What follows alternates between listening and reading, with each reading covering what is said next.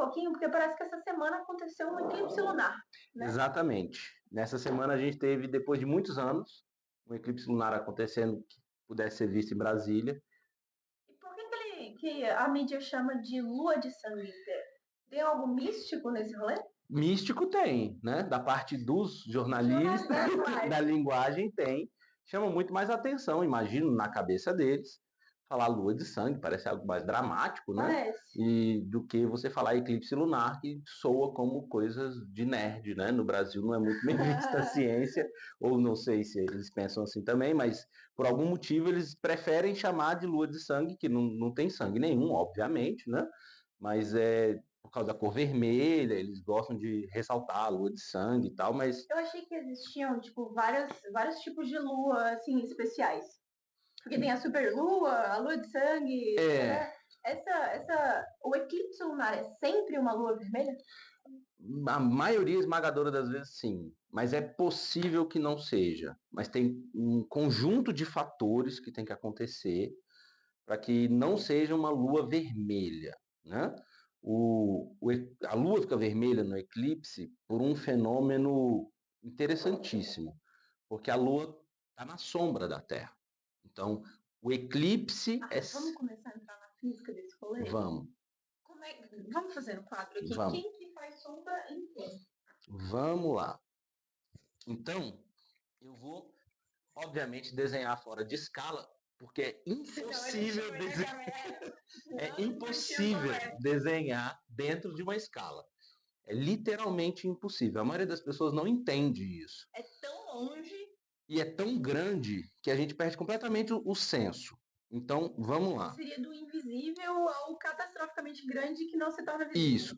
Lembra daquele globo de aula de geografia? Aquele globo que é Sim. mais ou menos desse tamanho assim? Sim. Mais ou menos uns 30 centímetros de diâmetro, aquele globo tem. Então, se aquilo realmente fosse a Terra, isso é uma bola assim, né? Uhum. É aquele globo de aula, globo de geografia, globo que as pessoas. Grande. Globo bom de ver. Se aquilo fosse a Terra, o Sol seria maior do que um prédio. Uau. Então, não um predinho, assim, era prédio. O diâmetro do Sol seria maior do que Do que um prédio de 30 andares. Em Brasília ele seria da altura do Congresso. Uau. E É uma circunferência de diâmetro que engoliria o Congresso. contra isso. Isso, é. E aí, mas isso é fácil de fazer ainda no quadro. Porque eu venho aqui e faço. E falo, olha, a Terra, tá. Para o pessoal que está assistindo, não funciona. Mas para a gente que está aqui, eu ainda poderia roubar e eu ia fazer um solzão aqui e beleza, funcionaria. Mas eu tenho o problema da distância. O problema da distância não pode ser vencido. Porque a distância da Terra ao Sol é 150 vezes o tamanho do Sol. Do Sol? É na casa de cento e tantas vezes o tamanho Então é tipo, nessa escala nossa, o Sol seria o Congresso. Eu teria que Isso. fazer 150 congressos deitados. Isso, que é mais do que a gente imagina, né? O Congresso tem quase 100 metros de altura, 150 congressos, dá quilômetros de distância. Então, a gente perde. E uma terra de 30 centímetros. Não é uma terra. A gente não consegue visualizar essa escala. Isso. Então, todo o desenho que a gente faz do sistema Sol, Terra, Lua é fora de escala. Não tem o que fazer. Né? Então, levando isso em conta. Levando isso em conta, mas para a gente enxergar, se eu fizer aqui um Sol. Você já vê a habilidade dos professores de fazer circunferências muito próximas da. Mas não, essa tá meio batatinha, não tá não? Nossa, mas sem mão livre, assim, ó.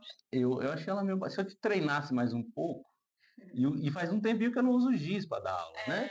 Esse quadro é. Ó, como diria Yuri Gagarin, a Terra é azul. Eu achei. A Terra é redonda é do Pitágoras.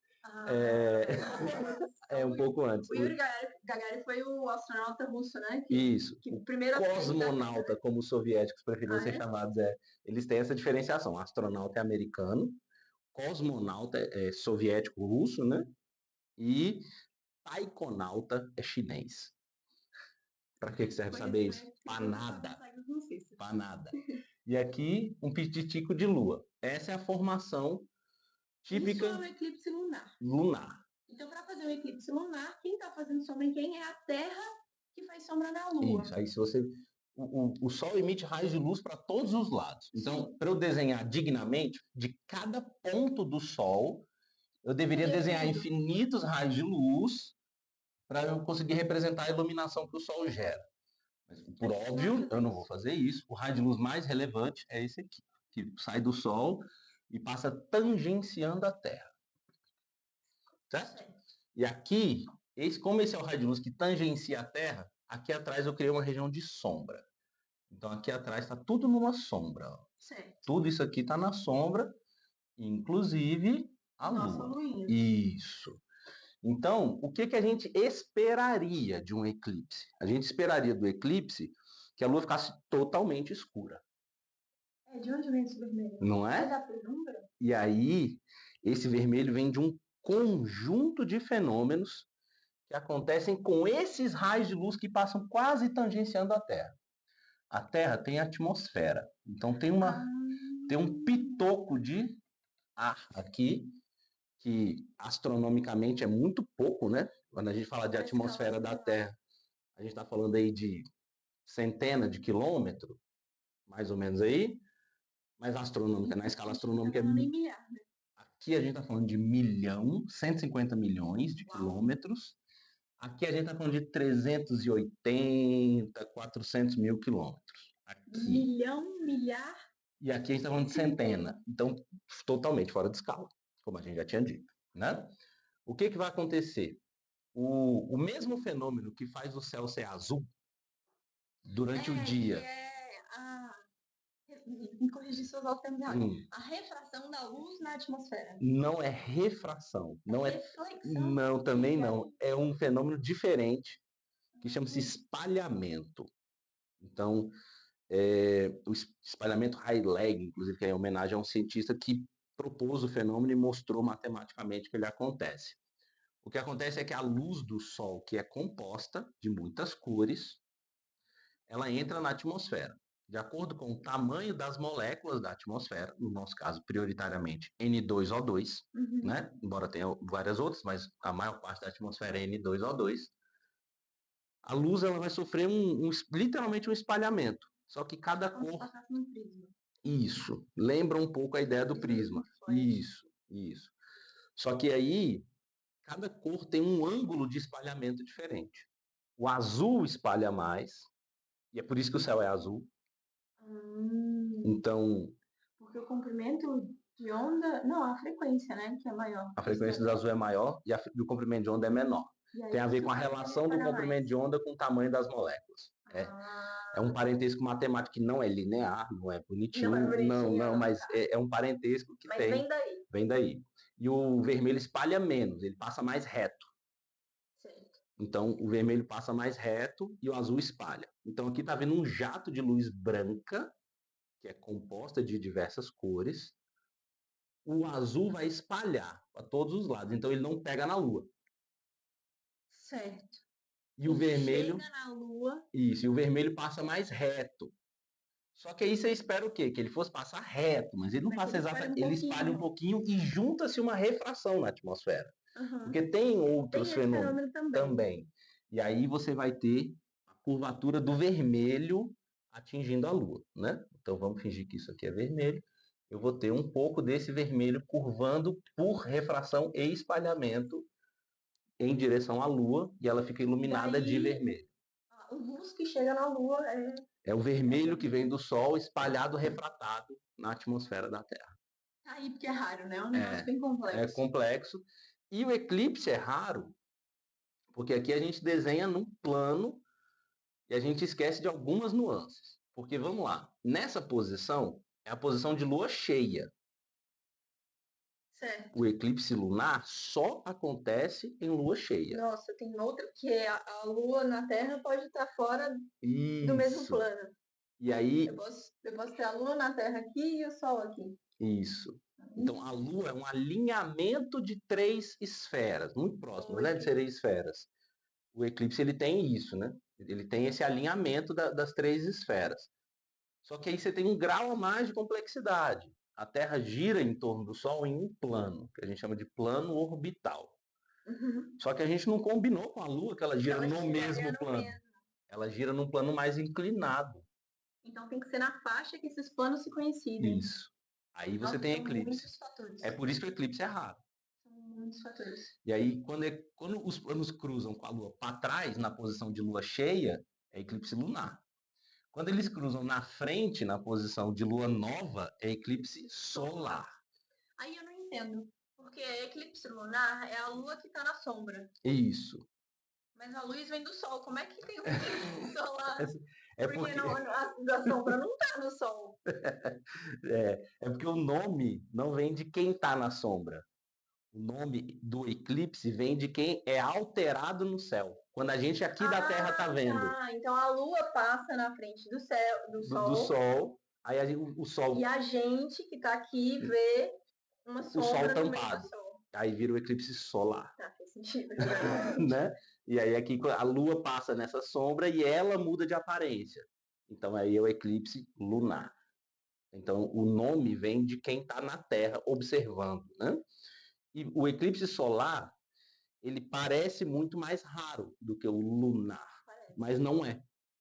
Em termos absolutos, não é. Ele acontece mais vezes. Ele acontece igual, porque é o cruzamento dos planos de órbita e o posicionamento não privilegia um ou outro. Né? A questão, então, é a visibilidade dos Isso. fenômenos. Quando você tem eclipse lunar, metade do planeta enxerga o eclipse, em algum momento. E a Lua vai fazer um negocinho. E a Lua faz uma sombrinha pititica na Terra. Então, só esse pessoal que está aqui, piquititito, é privilegiado de ver o eclipse solar. Então, ainda tem uns outros tantos fatores, né? Por exemplo, a gente viveu um eclipse lunar e não conseguiu ver daqui. E não conseguiu ver. Isso poderia acontecer com o eclipse solar. A gente teve a sorte de estar, ironias contidas, no meio de uma tempestade. Isso, no meio de uma tempestade de chuva e raios. Com muitos raios. Depois de semanas de céu limpo, né? A primeira vez que o céu foi encoberto foi no eclipse lunar. Foi no eclipse lunar. Daqui a alguns anos a gente volta a ter outro. O eclipse lunar não é, assim, a visibilidade dele não é tão rara. Você vai ver alguns durante a sua vida. O eclipse solar você pode viver uma vida inteira e não ver no lugar onde você mora. Você ia ter que viajar atrás do eclipse solar. Isso. O mais comum, então, por exemplo, para nós que vivemos em Brasília, nós vamos morrer sem ver o eclipse solar aqui. A nossa geração não será premiada em ver um eclipse solar total. Os parciais a gente pode ver, porque o parcial tem uma área maior que é a área da penumbra, ao invés de estar na umbra.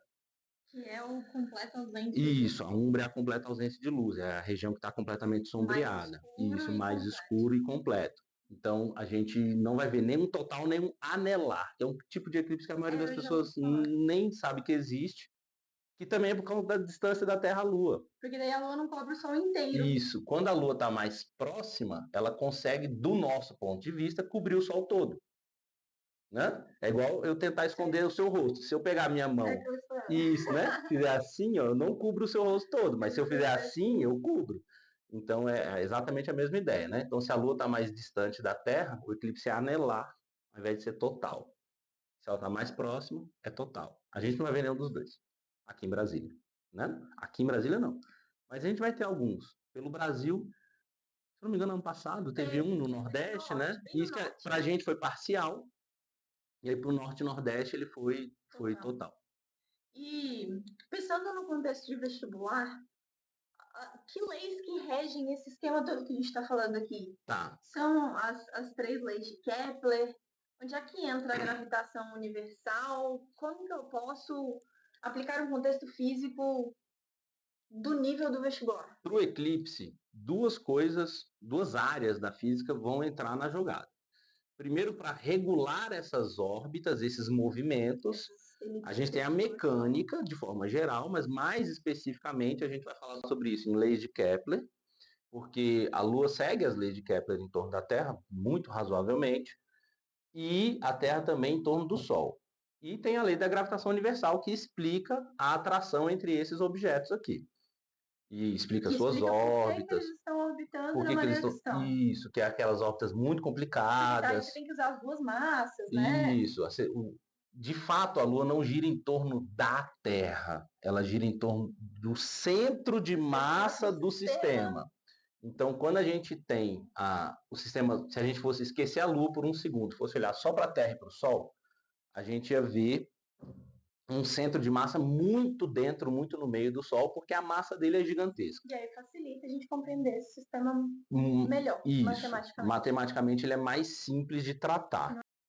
Muita gente nem sabe, mas a Lua é o maior satélite natural do Sistema Solar em relação ao seu planeta, não em absoluto. Mas assim, tem aquele planeta que eu acho que é o Saturno, Saturno, que tem muitas luas. tantas que nem existe uma unanimidade entre cientistas. Tem gente que fala de 29 e tem gente que fala de 300. Uau, uau. Então, nem adianta dizer, quantas tem Saturno? Depende da linha de pesquisa, depende de como o astrônomo encara. É um planeta gasoso, né? Então ele é muito maior. Ele é muito maior e ele tem mais massa, porque ele tem muito gás, embora seja de gás, ele tem muito, muito, muito gás. Então ele é menos denso que a Terra, porém mais pesado por ser muito maior, né? E ele tem uma lua que é maior do que a nossa. Das tantas que ele tem, só uma de Saturno é maior, que chama Titã. Júpiter tem 4, que são maiores que a nossa, que são as 4 luas que o Galileu viu com o telescópio dele há 400 anos atrás. Ganymedes, Calisto, Io e Europa. E Europa é famosa porque tem água, né? O pessoal dá umas especuladas sobre a Europa. E essas são maiores, mas Júpiter e Saturno são tão maiores que a Terra que não compensa a diferença, né? Então, em proporção, a nossa Lua é a maior do Sistema Solar. Então, Júpiter é muito maior, muito mais pesado. Júpiter consegue, inclusive, fazer maré em uma Lua sólida. Que é uma coisa que a gente não... A gente não está pronto para essa discussão agora. É o objeto que tem mais vulcões no Sistema Solar, por causa disso. Uau. Ele tá, tem... eu já quero que essa seja a próxima prova. E então, como a nossa Lua é muito grande em relação à Terra, o centro de massa do sistema fica bambeando de um lado para o outro, porque a Lua gira em torno da Terra. Se a Lua está do outro lado, se ela está para cá, ela arrasta o centro de massa para o outro lado. Só que ela gira em torno desse ponto e não em torno do centro da Terra. Então, a Terra meio que dá uma bambeada e a Lua dá uma bambeada. É por isso que a complexidade do sistema Lua-Terra é maior. Maior do que do sistema Terra-Sol. Por conta do conceito de centro de massa. Leis de Kepler com centro de massa variável. Isso. E aí para nossa alegria, estoura o assunto do vestibular. Ainda bem. Ainda bem. Mas são conceitos importantes para a gente falar de uma prova de vestibular. Centro de massa é um conceito legal. Caiu no último Enem. Então, por que a Lua mudar daqui para cá arrasta o centro de massa? O Enem cobrou literalmente isso, só que era uma roda de carro. Mas a ideia é exatamente a mesma. Você vai colocar uma massa de um lado, você vai trazer o centro de massa para perto dessa massa, né? Então, esse conceito, embora não tenha nada a ver com a roda de carro, mas o conceito de centro de massa é o mesmo. Foi o que foi aplicado no Enem. Além disso, a gente tem as ideias de ótica, né? Aqui, da refração, da luz, e a própria propagação da luz, né? Isso aqui é um dos princípios básicos da ótica. Em um meio homogêneo, a luz se propaga em linha reta. É exatamente o que a gente usou aqui. Ó. Como o vácuo é homogêneo, então, daqui até aqui, a propagação foi reta. Por que aqui quebrou? Porque aqui não é mais homogêneo. Eu quebrei o vácuo. Eu passei a ter ar. Embora opticamente o ar seja muito próximo ao vácuo, mas muito próximo não é igual. Então foi essa nuance que permitiu que a Lua ficasse vermelha. Não seria vista. A Lua ficar preta. Não teria lua de sangue para o jornalista ficar feliz. Seria não lua. Seria o dia da lua escura. Sei lá, o que eles iam inventar. Dia da ausência da lua. Dia sem lua. Não sei, eles iam inventar um nome legal para isso aí. Poxa, então, de uma simples notícia jornalística... Triste. Triste porque ninguém viu. A gente só viu raio e água naquele dia. A gente com trovões. Acordou com trovões. A gente consegue falar de muita física. Tem muita física. Sempre tem muita física, né?